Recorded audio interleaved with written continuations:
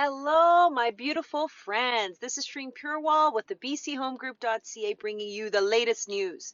Okay, people, the latest news or hype or question I keep getting is, and yes, thank you to all those subscribers who have been asking me questions. I'll get to your questions. One's about Nanaimo and the best neighborhoods to buy. The other one's about buying in age-restricted buildings. We're going to get to that. I'm going to need a computer to answer those questions, so we'll get to it.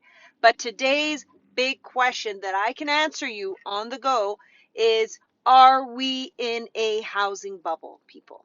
Are we in a housing crisis right now?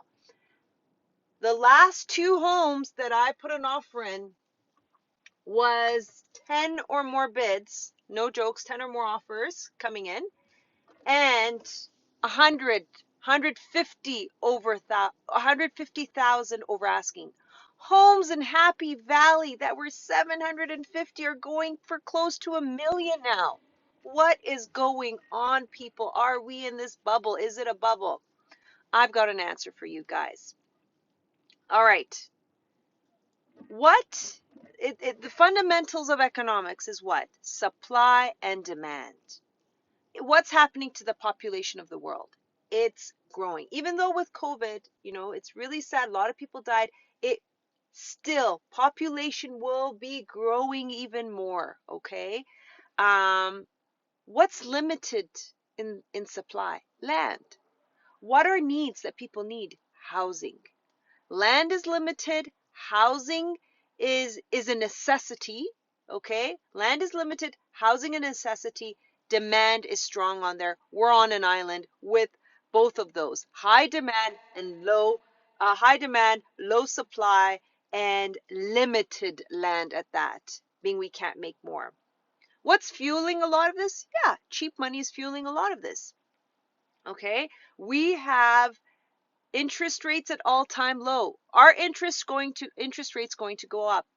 Bank of Canada said they're not. Now, you're going to wonder, okay, this is Canada. This housing demand or hype or increase in market, you're seeing it in Austin. You're seeing it in California. It's not just us. And why is that? Is because people have decided that this is where, in an event of an emergency, this is where they want to be. This is where they feel safe. This is where the capital is rushing to. So when there is, and so suppose, like, one mortgage broker was like, Shireen, we are at epic, like, people, if interest rates go up even 1% in 3 years, you're going to see people defaulting on their mortgage. Okay, let's talk to that point. Yes, you're going to see people struggling, but then by then their home's gone up another 100,000 and they're just going to sell it and pay off their debt and move somewhere cheaper again. Look at San Francisco, right? Where they said housing prices were so high. Have they dropped? No. Look at Hong Kong. Housing prices, they're dropped. No. And then that's an example of limited supply as well. So you're going to see densification happening where the cities are going to come up and say, we've got a huge supply issue. We're going to have to densify certain neighborhoods more. That densification is just going to increase the value of homes on land. That's what it's going to do, because those are going to become more valuable. Condo market, though, will get more supply. So my point is, are we in a bubble? Look at the stock market right now. Okay, look at the amount of money the government is printing. We are at epic levels of government printing money. What's a great hedge against the government printing all this money is real estate and gold and silver. What are happening to gold price? Why is Bitcoin going crazy? Because people are so worried about this currency being printed in the market. You're seeing money move out of the stock market and going into, you know what? I don't trust this market. I'm going to put it, after that crash in March last year with COVID, I'm going to put my money in real estate, or I'm going to put my money in gold, or I'm going to put my money in, now Bitcoin. I'm old school. I like the gold. I like the real estate. Those have always been great hedges against inflation. So those are my go-tos. Um, do I think that this market will stabilize? Yeah. Will it drop? In the last crisis, it didn't. In the last few ones, it tends to stabilize and then it goes back up again. Um, I don't know what you guys want me to say to you. You know, there's articles coming out today say, is housing in a bubble? Time to wait. You know, those who heard that 2 years ago, look at where they are now. Okay, I think it may stabilize. Maybe with people getting more of the vaccine, you'll see a bit more supply. But the question I want to ask you is is the supply enough to keep up with the demand? Okay, answer these two questions to me. Is the supply enough to keep up with the demand? All right, and the borders are closed up right now, by the way. And suppose interest rates go up, which most banks are qualifying buyers at a higher interest rate anyways. Suppose Bank of Canada increases interest rate. Um, how will that affect this market here? To be honest, a lot of the people I'm working with, a lot of them don't even need much financing. It's a lot of cash coming into this. From my clients, they've they're coming in with very low mortgages or not much debt buying in this housing market. So Canadian buyers are smart like that. And if they do get financing, they're like, Shireen, it's cheap to borrow. Why wouldn't I just, finance a bit of the house right now, just because it's inexpensive? And also, most primary residents, the number one goal is people want to pay off that debt as soon as possible because they don't want debt on their primary residence. Maybe investment property, it's good because the debt is a write-off.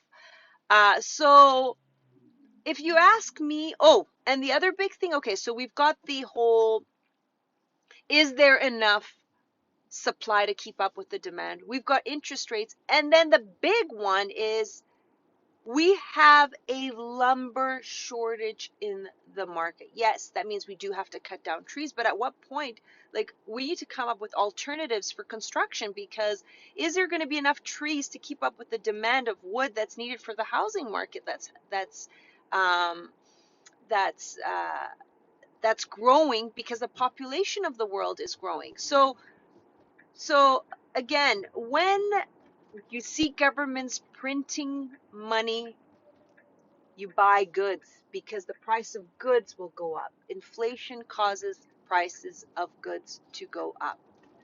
So I want to bring attention to that. And I care about you guys. I'm not saying buy, I'm not saying sell. I'm just speaking. This is the economist in me speaking, who follows the data, who follows the number.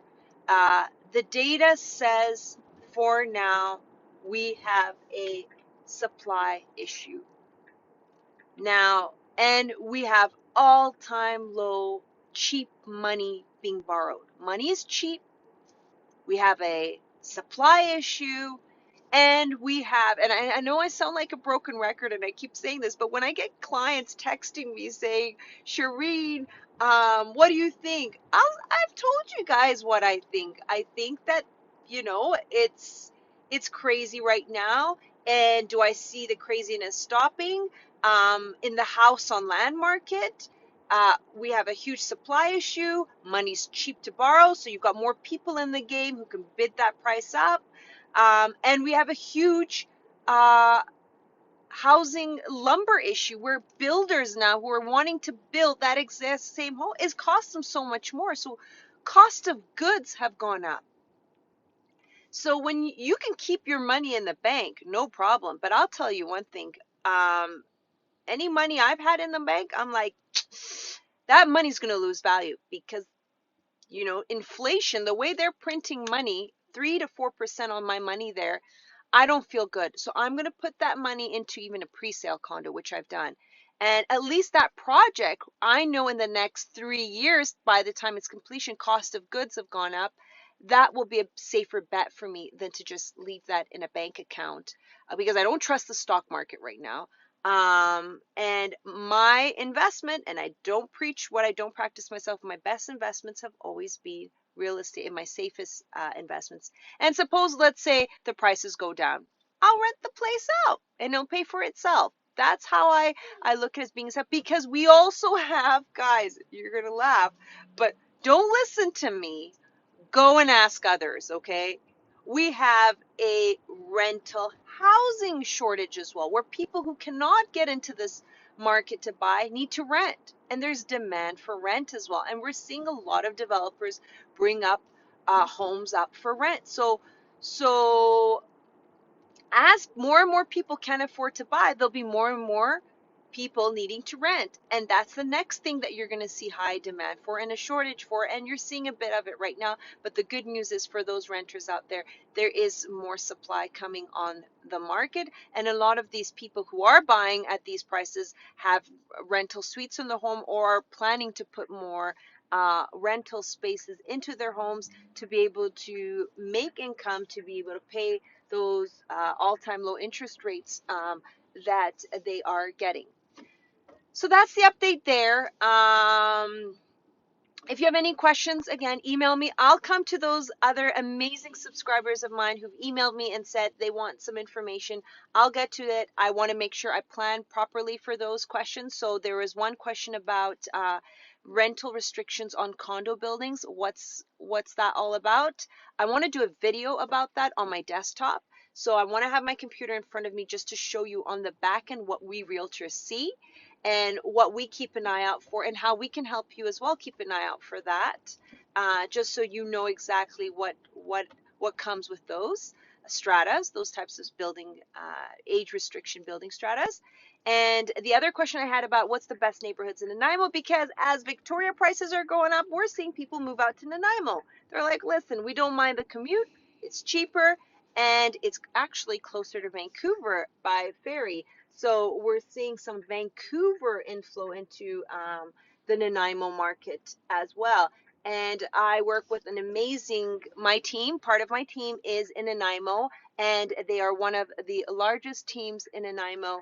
And they can definitely help out. And I want to involve them as part of that video to give us some good intel of what's going on in that market. So my dear friends, I have to run. But hopefully this video was helpful. And guys, do I see this bubble bursting or anything happening to it? Nah, at the rate we're going, I don't, guys. And media, unfortunately makes money on selling bad news. So they're going to keep putting out bad news. I want you guys to think positive. I want you to think the facts and follow the data. The data is what will tell you the story. Supply, interest rates, and cost of construction. Follow the fundamentals. You'll find your answers. Cheers, guys. Take care. Bye now.